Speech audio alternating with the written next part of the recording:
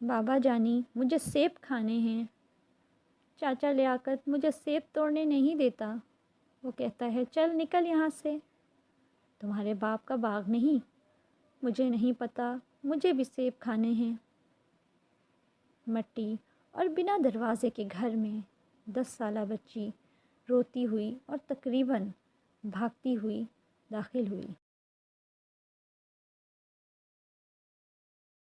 کندھے سے لٹکتا، کئی جگہ سے پیوند لگا پرانے کپڑے کا تھیلا نما بستہ کچے صحن میں ہی پھینک دیا۔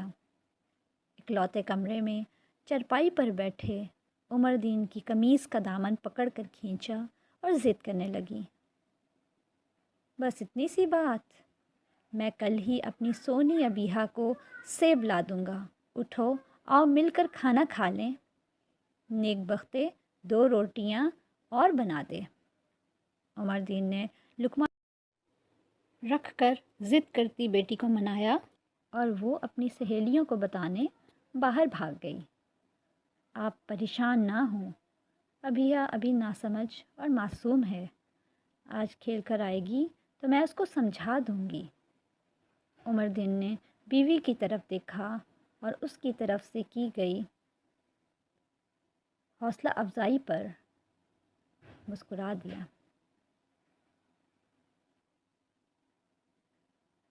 یہ زمین سونا اگلتی ہے اور یہ سونا گوروں کے ملک چلا جاتا ہے۔ اس زمین کے بادشاہ تو اس سونے کے اہل ہی نہیں۔ عمر دین نے بے بسی سے کہا اور باہر نکل گیا۔ عمر دین ایک پکوڑا فروش ہے، بستی کی قریبی سڑک پر نان پکوڑوں کا ٹھیلا لگاتا ہے۔ وہ صرف اتنا ہی کما پاتا ہے کہ 2 وقت کی روٹی پوری کر سکے۔ ابیہا اس کی اکلوتی اولاد ہے، اپنی بیٹی کو وہ ہر صورت پڑھانا چاہتا ہے۔ وہ سرکاری اسکول میں جاتی ہے اور راستے میں سیبوں کا ایک باغ پڑتا ہے۔ یہ باغ بستی کے پچھلی طرف ہے۔ اس میں اعلیٰ معیار کا سیب موجود ہے، تاہم موسم پیداوار میں ان سیبوں کی سوندھی سوندھی خوشبو پوری بستی کو اپنے حصار میں رکھتی ہے، اشتہا بڑھاتی ہے، اور اس کشش کو بڑے تو برداشت کر لیتے ہیں مگر بچوں کو روکنا بے حد مشکل ہوتا ہے۔ بچے کبھی سیب چرا پاتے ہیں تو کبھی مالی انہیں بھگا دیتا ہے۔ یہ مالی چونکہ بوڑھا اور رحم دل آدمی ہے اور ترس کھا کر سیب اتار دیتا ہے تو اسے فارغ کر کے نیا جوان اور سنگدل مالی رکھ لیا گیا۔ ساتھ میں چوکیدار بھی حفاظت کے لیے متعین کیے۔ ان اقدامات کے باعث چوری کم تو ہو گئی مگر ختم نہ ہو سکی۔ اس روز جب عمر دین کی بیٹی نے سیب کی ضد کی تو بحالت مجبوری وہ مالی کے آگے ہاتھ پھیلانے پر مجبور ہو گیا۔ بھائی، ایک سیب تو اتار دو، آپ مجھے 100 روپے دیں، میں آپ کو توڑ کے لا دیتا ہوں۔ مالی مونچھوں کو تاؤ دیتے ہوئے ازلی سفاکیت سے بولا۔ بھائی، اتنا بڑا باغ ہے، اگر ایک سیب کسی غریب کو دے دو گے تو کچھ فرق تو نہیں پڑے گا، خدا تمہارا بھلا کرے گا۔ او غریبوں، مالکوں نے یہ سیب اتارنے اور توڑنے سے منع کیا ہے۔ یہ اعلیٰ قسم کا سیب ہے، تم جیسے غریبوں کے لیے نہیں بلکہ امیر ملکوں کے امیر لوگوں کے لیے اگائے جاتے ہیں۔ اب جاؤ یہاں سے اور اپنے بچوں کو روک لو، کیونکہ حاجی صاحب نے اس باغ کے لیے 2 خونخوار کتے منگوائے ہیں، پرسوں کے بعد کسی بھی وقت پہنچ جائیں گے۔ عمر دین خالی ہاتھ لوٹ گیا۔ اگلے دن اسکول سے واپسی پر والدین کے منع کرنے کے باوجود ابیہا باغ کی طرف نکل گئی اور اسے جھاڑی کے باہر پڑا سیب مل گیا۔ وہ زمین سے اٹھا کر اپنے بستے میں ڈال ہی رہی تھی کہ مالی دیکھ لیتا ہے۔ وہ نہ صرف سیب چھینتا ہے بلکہ ابیحہ کو مارتا بھی ہے۔ ابیحہ گھر آ کر تمام روداد عمر دین کو سناتی ہے۔ عمر دین بپھرے ہوئے شیر کی طرح اٹھ کر مالی سے دو دو ہاتھ کراتا ہے۔ وہ غریب ضرور تھا مگر کمزور نہیں تھا۔ اس کے باوجود وہ اس کی بیوی رات بھر سو نہ سکے۔ وہ اپنی محرومیوں اور حسرتوں کو کاغذ کے جہاز کی طرح ہوا میں اڑا دینا چاہتے تھے، مگر یہ جہاز گھوم کر پھر ان کے پاس واپس آ جاتا۔ مالی کی دھمکی سے اس کے خون میں ابال آ گیا اور بے تحاشا گالم گلوچ پکتا رہا۔ اگلی صبح عمر دین پھر سے پکوڑوں کا ٹھیلا لیے کسی گاہک کا منتظر تھا۔ ایک طرف اسے مالی پر غصہ آ رہا تھا اور دوسری طرف احساس محرومی تن بدن میں آگ لگائے جا رہی تھی۔ کیا تھا اگر وہ ایک سیب لے جانے دیتا؟ زمین پر پڑا ویسے بھی خراب ہو جاتا۔ وہ مالی سے جھگڑا بھی کرایا۔ صد افسوس غریب کی سنتا کون ہے۔ کاش وہ اپنی بیٹی کو ڈھیر سارا پھل لے کر دے سکتا، یا پھر وہ کسی ایسے گھر میں پیدا ہوتی جہاں پر ہر قسم کے پھلوں سے مزین تھال اس کے سامنے بھرا رہتا۔ بھٹکتی راہ میں سوچوں کے دھارے سے ایک آواز اس کو واپس لے آئی۔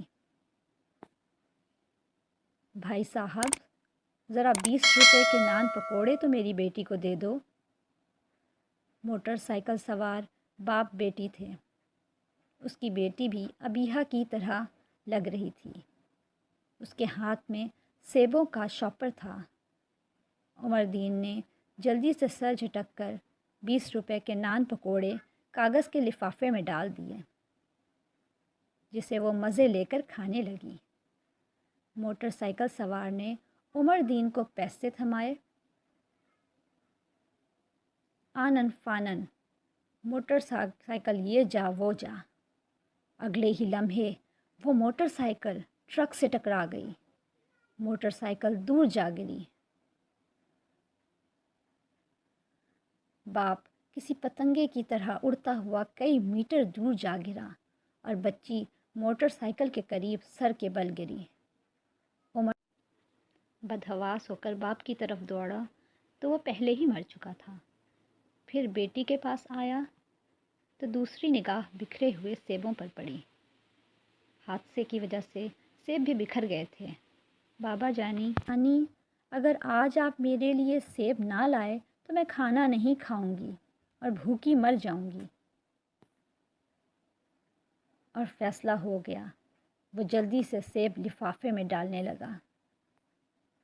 مبادا لوگ اکٹھے ہو جائیں اور اس کے ہاتھ کچھ نہ آئے۔ جیسے ہی عمر دین سیب لے کر مڑا تو نیم بے ہوش لڑکی نے بند آنکھوں کے پردے کو ہلکی سی جنبش دی اور پائنچا پکڑ لیا۔ ہلکی سی گرفت کے ساتھ وہ ہلکا سا بڑبڑائی، بابا جانی، بابا۔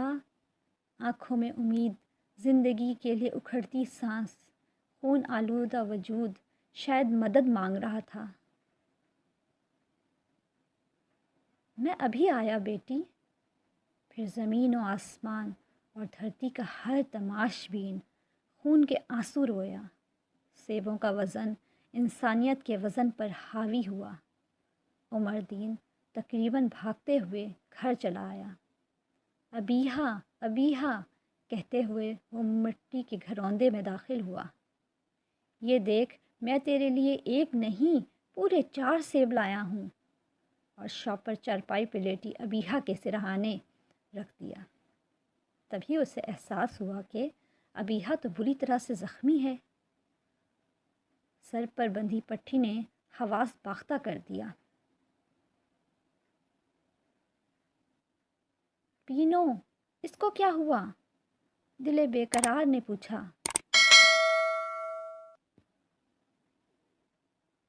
آج پھر یہ باغ سے سیب چرانے گئی تھی۔ مالی نے کتا چھوڑا۔ اور پھر بھی اس کتے نے ٹانگ پر کاٹ لیا اور سر پھٹ گیا۔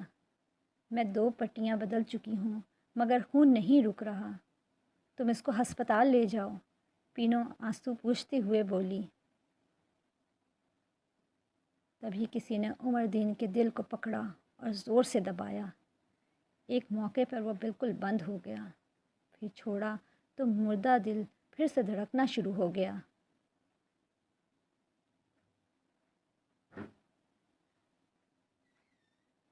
اجڑا ہوا ہے کار دل، بابا جانی بابا، مالی کتا کاٹا اور نیم بے ہوش ہو گئی۔ وہی خون آلودہ وجود، لڑکھڑاتی زبان، اکھڑتی سانسیں، یہ منظر دہرایا گیا۔ آنکھوں میں اداسی اور امید زندگی۔